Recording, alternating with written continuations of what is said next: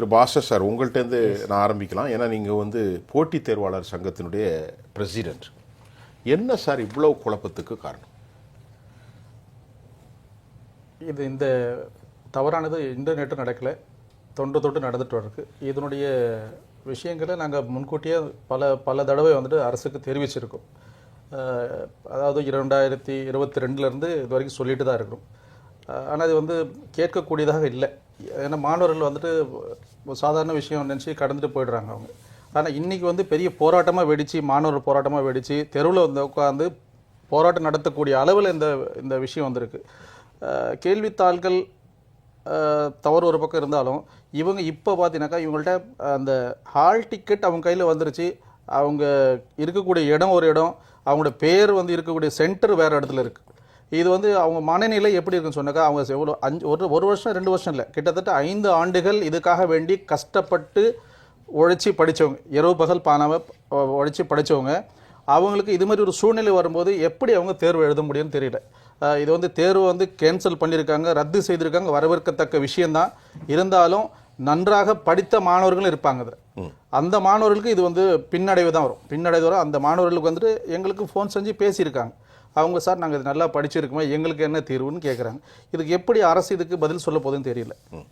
அது இப்போ நல்லா படித்தவங்களுக்கு இப்போ டேட்டை மாற்றி வச்சதுனால என்ன நஷ்டம், என்ன லாபம், என்ன பிரச்சனை?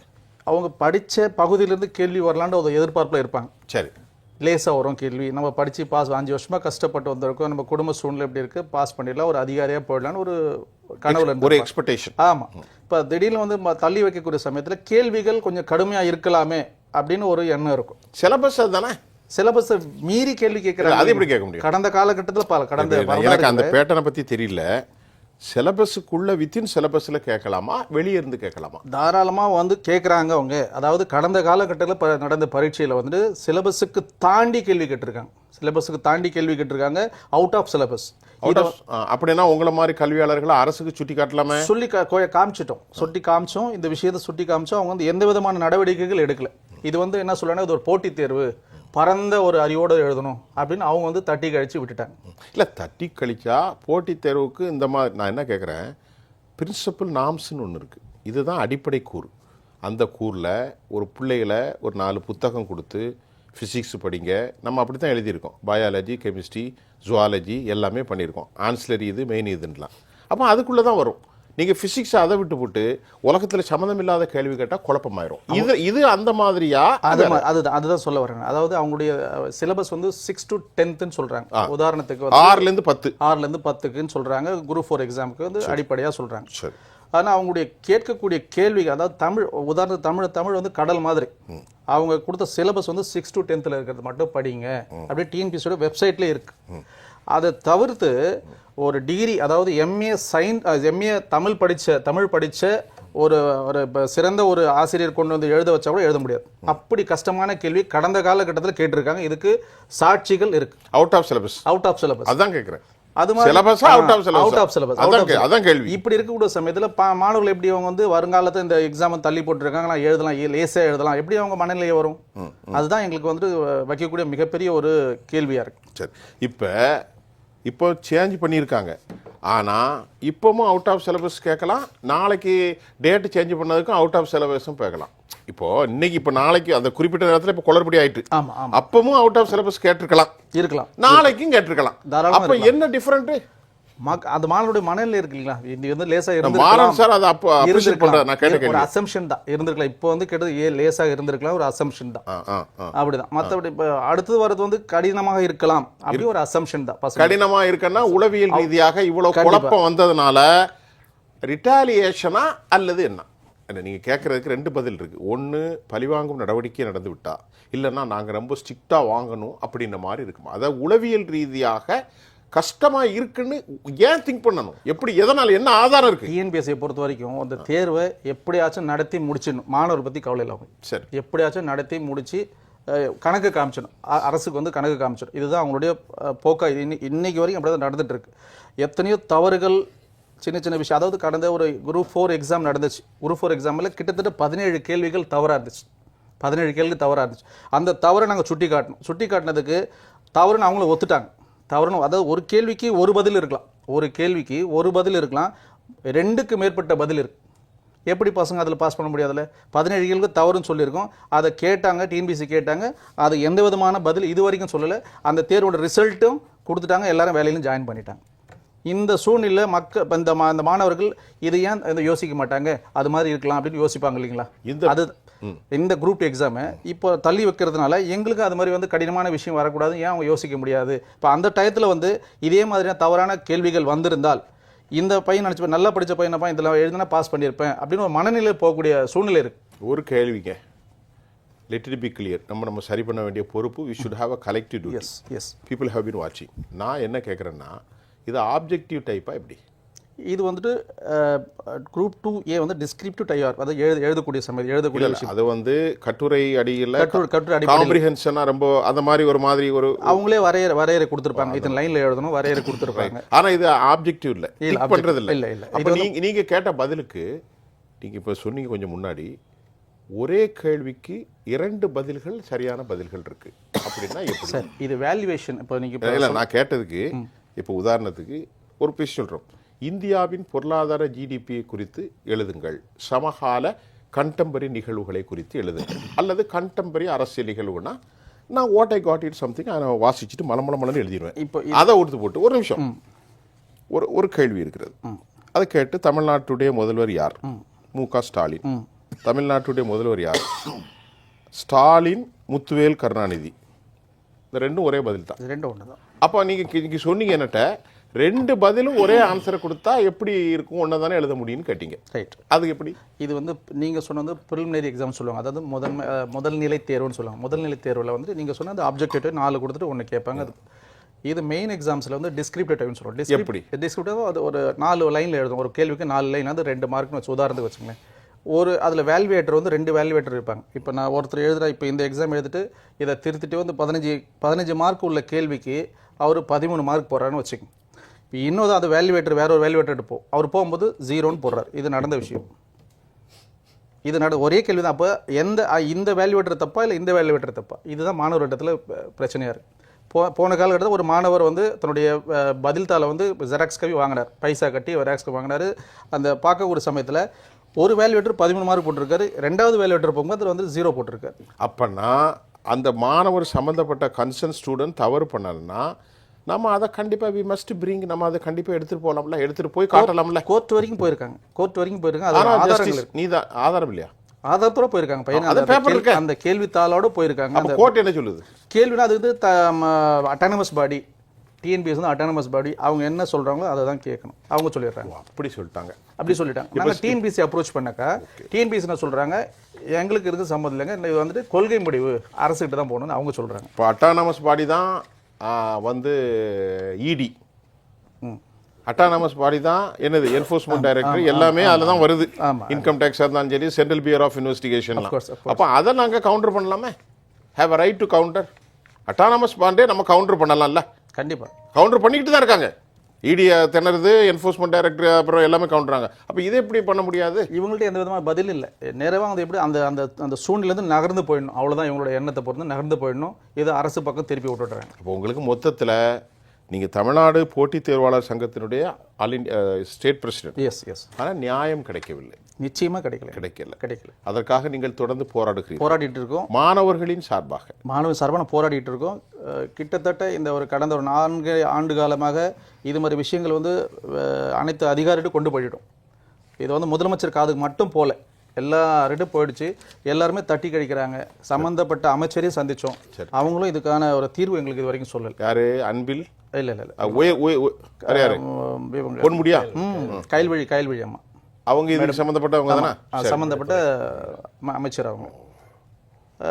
இதே இந்த டிஎன்பிசியோட சேர்மன் ஐயாவையும் பார்த்தோம். ஆனால் முதல்ல ஒரு விவகாரம் இருக்கட்டு. இப்போ நிகழ்ச்சியை நான் ஒரு நெறியாளர் நடத்துகிறேன், எனக்கு இவ்வளோ தெரிய போய்தான் உங்களை மாதிரி கல்வியாட்ட நான் கிராஸ் கேள்வி கேட்குறேன். கண்டிப்பாக நீங்கள் பெரிய கல்வியாளர், பக்கத்தில் நண்பர் மாறன் இருக்கார், ஐயா பாஸ்கரன் கிருஷ்ணமூர்த்தி இருக்கார், ஐயா ராமன் இருக்கார். அப்போ ஒரு அமைச்சருக்கு இதை பற்றி சரியான புரிதல் இருக்கா? கயல்வெளிக்கு இந்த தேர்வை பற்றி என்னடா இது கேட்டால் அரசியல் தூக்கி போடியா அப்படின்னு போயிட்டுனா எப்படி நியாயம் கிடைக்கும்? 2 முறை இந்த மனு கொடுத்துருக்கோம். இது போன்ற தேர்வு, இது போன்ற விஷயங்களுக்காக. இல்ல அவங்களுக்கு புரிதல் இருக்கா? நீங்க உட்கார்ந்துருப்பீங்களா? இல்லையே, அது ஏன் ரிசல்ட் இல்ல, எங்களுக்கு ரிசல்ட் அந்த மனு உங்க ரிசல்ட் சொல்லல. நீங்க சொன்னதை அப்சர்வ் பண்ணக்கூடிய, அண்டர்ஸ்டாண்ட் பண்ணக்கூடிய லேர்னிங் கெப்பாசிட்டியும் அதை பத்திய தரவுகளும் அமைச்சருக்கு இருக்கா? இல்லைன்னு தான் சொல்ல முடியும். ஏன்னா அவங்க அதை முடிஞ்சுதா? கிட்டத்தட்ட 1 வருஷம் ஆச்சு அந்த அம்மா சந்திச்சு. 1 வருஷம் கிளீன் பவுல்டு. உங்களுக்கு எங்க நியாயம் கிடைக்கும்? 1 வருஷம் ஆயிடுச்சு. எங்களுக்கு எந்த விதமான தீர்வு கிடைக்கல இது வரைக்கும். அவங்கள்ட்ட நான் மனு கொடுத்தோம், ஒரு தீர்வும் கிடைக்கல எங்களுக்கு. இப்போ நீங்க ஒரு கல்வியாளர், அவர் ஒரு கல்வியாளர். நீங்க ஒரு நல்ல ஒரு குற்றச்சாட்டை வச்சிருக்கீங்க. அவர் ரெலவெண்ட் அப்படிங்கிறார். துறை சார்ந்த கன்சர்ன் ரெலவெண்ட்டாக அது இந்த சிலபஸ் சம்பந்தமாக. ஆனால் நீங்கள் பப்ளிக்காக வந்து சொன்னதாக காசு விளையாடுது அப்படின்னு சொன்னீங்க. Have you got any appropriate evidence? Kindly put it here. Sir, கடந்த காலகட்டத்தில் நீங்கள் பார்த்துருக்கலாம். அதாவது ஒரு ஆடு மேய்ச்சிருந்த ஆள், எல்லாருக்கும் இந்த நியூஸ் தெரியும். எல்லாருக்கும் ஆடு மேய்ச்சிருந்த ஆள் வந்து லேசான முறையில் வந்து ஃபஸ்ட் ரேங்க் வந்துட முடியாது, ஏதோ பாஸ் பண்ணிட்டு வந்துடலாம். அதாவது ஸ்டேட் ஃபஸ்ட் ரேங்க் எடுக்கிறார். ஸ்டேட் ஃபஸ்ட் ரேங்க் அவரோட வந்து பேட்டி எடுக்கிறாங்க. பேட்டி எடுக்கிறாங்க. பேட்டி எடுக்கும்போது அவர் என்ன பதில் சொல்கிறாருனாக்கா, நான் கனவு கண்டேன், டிஎன்பிசி ப்ரிப்பேர் பண்ணுறேன். டிஎன்பிசியில் ஃபஸ்ட்டு வந்திருக்காரு ஆடு மேய்ச்சால். ஆடு மேய்ச்சவர் வந்து ஃபஸ்ட்டு ரேங்க். அதுக்கப்புறம் வந்து எல்லாரும் இப்போ என்கொயரி பண்ண பிறகு எல்லாருமே அரெஸ்ட் பண்ணி உள்ளே வைக்கிறாங்க. எல்லாமே தவறு நடந்திருக்கு, பைசா கொடுத்து பாஸ் பண்ணி எல்லாம் உள்ளே வச்சு வைக்கிறாங்க. இது இப்போ எந்த விதத்தில் சேர்க்க முடியும்? பெரிய பிரச்சனையாக இருக்குது. பெரிய பிரச்சனை. அந்த விஷயத்தை நாங்கள் வந்து வெளிக்கொண்டு வந்தோம். அது மாணவர் சமுதாயம் மூலமாக வெளிக்கொண்டு வந்தோம். அதுவும் வந்து பைசா கட்டி தான் வந்துடுறாங்க. இது வந்து ஒரு சென்டர் பட்டில் பல சென்டர். இதே மாதிரி வந்து தென்காசியிலேருந்து விடைத்தாள் வந்துச்சு, டீ கடையில் வச்சு டேம்பர் பண்ணி அதெல்லாம் பண்ணாங்க. இந்த காட்டன் பாக்ஸ்லாம், அதாவது டிஎன்பிசியோட இது, அதை டேம்பர் பண்ணி வெளியெடுத்து பல மால் ப்ராக்டிஸ் பண்ணாங்க. அதை கண்டுபிடிச்சி அதையும் வந்து அரெஸ்ட் பண்ணாங்க. அது ஒன்று. என்னோட வந்துட்டு ஒரு சாதாரண ஒரு கேள்வித்தாள், ஒரு சாதாரண ஒரு சின்ன ஒரு எக்ஸாமுக்காக கூட ஏதாச்சும் ஒரு பாதுகாப்பு இருக்கும். இது வந்து எவ்வளோ பெரிய பதவி, deputy collector, deputy superintendent of police, sub register, அது மாதிரி போஸ்டிங் இருக்கக்கூடிய கேள்வி அதனுடைய விடைத்தாள் வந்து சாதாரண ஒரு பஸ்ஸில் வச்சு A4 ஷீட்டில் ஒட்டி அனுப்புகிறாங்க. A4 ஷீட்டில் ஒட்டி டிஎன்பிசின்னு எழுதி அனுப்புறாங்க. இது எந்த விதத்தில் ரொம்ப மோசமான பாதுகாப்பே இல்லாமல் போகுதுன்னா அப்போ எந்த விதத்தில் நடக்குது? பாதுகாப்பு சுத்தமாக இல்லையே. அப்போ எப்படி பசங்க நம்ம அவன் எடுத்துட்டு அதே செராக்ஸில் அதுதான் நடக்குது. இது வந்து நாங்கள் பெருசாக வந்து A4ன்ட்டே வந்து ஒரு பெரிய போராட்டம் ஹேஷ்டேக்கு போட்டோம். A4ன்னு ஒரு ஹேஷ்டேக்கு போட்டோம் நாங்கள் பெருசாக பரவச்சு. சரி, இது ஒன்று. ஐயா சொன்னாங்க இந்த சிலபஸ் வந்து எலாபரேட்டடாக படிக்கணும். அப்புறம் எதுக்கு நீங்கள் வந்து வெப்சைட்டில் வந்து சிலபஸ்னு வைக்கிறீங்க? எடுத்துருங்க, இல்லை சிலபஸ் எடுத்துருங்க, எல்லாருமே படிங்க, யார் ஒன்றும் படிங்க, என்ன படிச்சுட்டு போகலாமே. சரி, சிலபஸ் கொடுத்துருக்கீங்க. ஒரு கேள்வித்தாள் அதை ஃப்ரேம் பண்ணக்கூடிய அந்த நபர்கள் வந்து குவாலிட்டியாக இருக்காங்க பார்த்தா குவாலிட்டி கிடையாது. இப்போ போன பரீட்சையில் வந்துட்டு இந்த டிரான்ஸ்லேஷனுக்கு பரியேறும் பெருமாள், இதுக்கு என்ன டிரான்ஸ்லேஷன் கொடுப்பாங்க? பரியேறும் என்ன கொடுப்பாங்க? காட் ஆஃப் ஹேர் கட்டுன்னு சொல்கிறாங்க. அந்த கடவுளே வந்து தப்பா. பரியேறும் பெருமாள் எனக்கே புரியலையே. பரியேறும் பெருமாள்ன்றது புக்கில் வந்து புத்தகத்தில் இருக்கு. ஹேர் கட்டா, காட் ஆஃப் ஹேர் கட் அப்படின்னு சொல்லிட்டு பெரிய பிரச்சனையாச்சு. நமக்கு தெரிஞ்ச ஆங்கிலமும் மறந்து போயிரும் போல. அதுதான் சொல்ல வரேன். அது குவாலிட்டியான மாறன் சார் அவர்கிட்ட கேட்போம், பாஸ்கரன் சார்ட்ட கேட்போம். அந்த அளவுக்கு வந்து ஒரு குவாலிட்டியான ஒரு வந்து ஃப்ரேம் பண்ணக்கூடியவங்க இல்லை அதில். சரி, அது ஒன்று. ரெண்டாவது வந்து ஐயா வந்து சொன்னாங்க, இந்த எக்ஸாம் ஆல் ப்ராக்டிஸ் வந்து இந்த எலெக்ஷன் டைமில் இதில் நடந்திருக்கலாம், 1-2 நடந்திருக்கலாம் சொல்கிறாங்க. இது ஒரு பக்கம் இருந்தாலும் 2022 அதாவது கேள்வித்தாள் இருக்குல்ல, கேள்வித்தாள் வந்து எல்லாருடைய ஃபோட்டோ வந்து ஒட்டி வரும். ஃபோட்டோ ஒட்டி உங்களுடைய அந்த ரெஜிஸ்ட்ரேஷன் நம்பரில் ஒட்டி வரும். உதாரணத்துக்கு என்னோட ஃபோட்டோ இருக்கும், நம்பர் வந்து ஐயா வந்து தேர்வலாக இருந்தாங்க, ஐயாவோட நம்பர் அதில் இருக்கு. எல்லாமே குழப்படியில. அது என்ன சொல்ல முடியாது? என்ன மால் ப்ராக்டிஸ் சொல்ல முடியாது? அது என்ன தவறா? ஆட்சி வந்து சொன்னா இது விளங்காத துறையா தெரியுது. இதை தான் நாங்கள் சொல்கிறோம், பேசாமல் டிஎன்பிசி கலைச்சிடுங்கன்றோம். கலைச்சிட்டு நீங்கள் வேற எதுனா பண்ணி போகலாமே. கொஞ்சம் இருங்க பாஸ்கரன் சார். சரி, இவர் சொல்கிற பார்த்தா பஸ்ஸில் நோட்டீஸில் ஒட்டி விட்றான் தமிழ்நாடு, அது போகிற வழியில் எடுத்து பிரித்து வேறு பேப்பரை வச்சு விட்ருவான். அப்புறம் படியேறும் பேருனா காட் ஹேர் கட்டுங்கிறாரு. ஒரே குழப்பமாக இருக்குண்ணா இது. சார், இது என்ன விளையாட்டா? வாழ்க்கை பிரச்சனை சார். 5 வருஷம் சார், பிள்ளைங்க 5 வருஷம் வந்து சில பிள்ளைகள் தற்கொலை பண்ணிட்டு சும்மா ஒன்றும் கிடையாது. இது வரைக்கும் கடந்த 4.5 ஆண்டுகளில் 18 பேரும் தற்கொலை பண்ணியிருக்காங்க. சொல்லுங்க, 18 பேர் தற்கொலை பண்ணியிருக்காங்க. என்ன சார் அரசு என்ன நடவடிக்கை? சார், உங்களுடைய நிறைவு கருத்து. பெரியவங்களாம் சொன்னாங்க அது வந்து அட்டானமஸ் பாடி யாரும் பண்ணக்கூடாதுன்னு சொன்னாங்க. சரி, அட்டானமஸ் பாடி இன்னைக்கு நடந்திருக்கு. அதாவது எலெக்ஷன் வந்து ஒரு 6 மாதத்தில் நடந்து முடிய போகுது. அதுக்காக வேண்டி அவசரமாக வந்து ஒரு அதிகாரியை யார் மாற்றுறாங்க? சம்மந்தப்பட்ட அரசுலேருந்து மாற்றுறாங்க. அட்டானமஸ் பாடி இப்போ எப்படி திடீர்னு உள்ள வந்துச்சு, இப்போ அதிகாரி எப்படி உள்ள, அரசியல் எப்படி உள்ள வந்துச்சு, அரசியல் வரது அவசியம் இல்லையே. இதே மாதிரி பிரச்சனைகளை நாங்கள் கடந்த ஆண்டுகளில் சொல்லியிருக்கிறோம். அப்போல்லாம் ஏன் இதை முடிவெடுக்கல? அப்போ ஏன் வந்து அந்த எலெக்ஷன் அந்த சீஃப் எலெக்ஷன் அதிகாரியாக மாற்றலை? அப்போ இந்த பண்ணிருக்கலாமே. பண்ணி தான் மாணவர்களுக்கு வந்து ஒரு என்ன சொல்ல ஒரு நம்பிக்கை வந்துருக்குல்ல. டிஎன்பிஎஸ்சி பசங்களுக்கு சுத்தமாகவே இல்லை, ஜீரோவில் இருக்குது. டிஎன்பிஎஸ்சி எந்த விதமான நம்பிக்கை இல்லை. மேலும் மாணவர்கள் வந்துட்டு இப்போ முதலமைச்சர் வந்து பொதுவாக சொல்கிறேன், முதலமைச்சர் வந்து இப்போ எல்என்டோ வந்து பாதுகாக்கணும், சட்டத்திட்டங்களை பாதுகாக்கணும், ஒரு போலீஸை வந்து தன்னுடைய பக்கம் எடுத்து வச்சிருக்கார், தன்னுடைய பவரில் வச்சிருக்காரு. அது மாதிரி டிஎன்பிஎஸ்சின்றது வந்து சாதாரண விஷயம் கிடையாது. அரசு துறையில் போய் உட்கார போகிறாங்க, பெரிய பெரிய அதிகாரியாக உட்கார போகிறாங்க, ஒரு அரசு கட்டமைப்பை தமிழ்நாட்டில் வந்து கட்டமைப்பை கொண்டு வர போகிறாங்க. அந்த அதிகாரிகளை வந்து இவரோட பார்வையில் ஏன் கொண்டுட்டு வரல, அட்டானமஸ் பாடி ஏன் வைக்கிறீங்க, அதுதான் கேட்குறோம் நாங்கள். அட்டானமஸ் பாடி இல்லாமல் வெளிப்பட தன்மை இல்லாமல் இருக்குது. டிஎன்பிஎஸ்சின்றது வெளிப்படைத்தன்மை இல்லாம எதுவுமே நோ டிரான்ஸ்பரன்சி. நாங்க ஏதாச்சும் ஒரு கேள்வி கேட்டோம்னா இது கேள்வி தப்பா இருக்கு, இது பண்ற தப்புன்னு கேட்கனா வந்து எதுவுமே சொல்ல மாட்டாங்க. எந்த விதமான ஒரு பதில் வர மாட்டேங்குது, ஒரு பதில் வர மாட்டேங்குது. உதாரணத்துக்கு வந்து நாங்க என்ன சொன்னாக்கா, டிஎன்பிஎஸ்சி வந்து மற்ற மாநிலங்களை, அதாவது கிட்டத்தட்ட ஒரு 12 மாநிலங்களில் இந்த குரூப் 1 அப்படின்ற ஒரு தேர்வு ஒன்று இருக்கு. அதுக்கான வயது உச்ச வரம்பு வந்து மற்ற மாநிலங்களை 49லேருந்து 52 வரைக்கும் வச்சிருக்காங்க. 52 வரைக்கும் வச்சிருக்காங்க. ராஜஸ்தானில் 52 வயசுல ஒரு பெண்மணி டெப்டி கலெக்டராக இருக்காங்க. மற்ற மாநிலம் இவங்களாம் வந்து சமூக நீதி பின்பற்றாத மாநிலங்கள். ஆனால் நம்ம வந்து சமூக நீதி பேசிட்டு இருக்கோம். நம்மளுடைய மாநிலத்தில் வயது உச்சவரம்பு குரூப் 1க்கு வயது உச்சவரம்பு 37+2 தான் இருக்கு. 37+2 தான். அந்த 2 கூட வந்து இந்த கரோனாவுடைய காரணத்துக்கு ஆல்ரெடி 2 வருஷம் எக்ஸ்ட்ரா கொடுத்தாங்க. அது மாணவர் நாங்களாம் போய் சொன்னதுனால அப்போ இருந்த முதலமைச்சர் 2 வருஷம் கொடுத்தாரு. அதுவும் பர்மனெண்ட்டாக கொடுக்கல 2 வருஷம். அதுவும் எப்போ போகும்னு சொல்ல முடியாது. அப்படி பார்த்தா 37 தான் இருக்கு. இதை ஏன் காரணத்தை எடுத்துக்க மாட்டேங்கிறாங்க? இது விஷயமா பல தடவை நாங்கள் வந்து சம்பந்த அமைச்சரையும் பார்த்தோம், போராட்டங்கள் 12 போராட்டங்கள் பண்ணோம், 3 உண்ணாவிரதங்கள் பண்ணோம். ஏன் வந்து முதலமைச்சர் காதில் போய் சேரல? எங்களுக்கு வந்து ஒரு டைம் கொடுத்து எங்களோட ரெப்ரஸன்டேட்டிவாக கேட்டு என்ன குறைகள் இருக்குது மாணவர் இடத்துல, அதை ஏன் கேட்க மாட்டேங்கிறான்னு ஒன்றும் புரிய மாட்டேங்குது. சரி, சார் சொன்னார் சார், ஏஜ் பர்செப்ஷன் சொன்னார் இல்லைங்களா? யூபிஎஸ்சி வந்து கம்பேரிஷன் பண்ண, யூபிஎஸ்சி வந்துட்டு ஒவ்வொரு ஆண்டுகளுக்கும் நடத்தி ஒரே ஆண்டில் வந்து ரிசல்ட்டை முடிச்சு அவங்கள்ட்ட வந்து அப்பாயின்மெண்ட் லெட்டரே கொடுத்துறாங்க. ஆனால் இங்கே வந்து அப்படி கிடையாது. ஒரு தேர்வு நடத்துகிறாங்கனாக்கா 3 வருஷம் ஆகுது. அதுக்கு வந்து அப்பாயின்மெண்ட் லெட்டர் கையில் கொடுத்து 3 வருஷம் ஆகுது.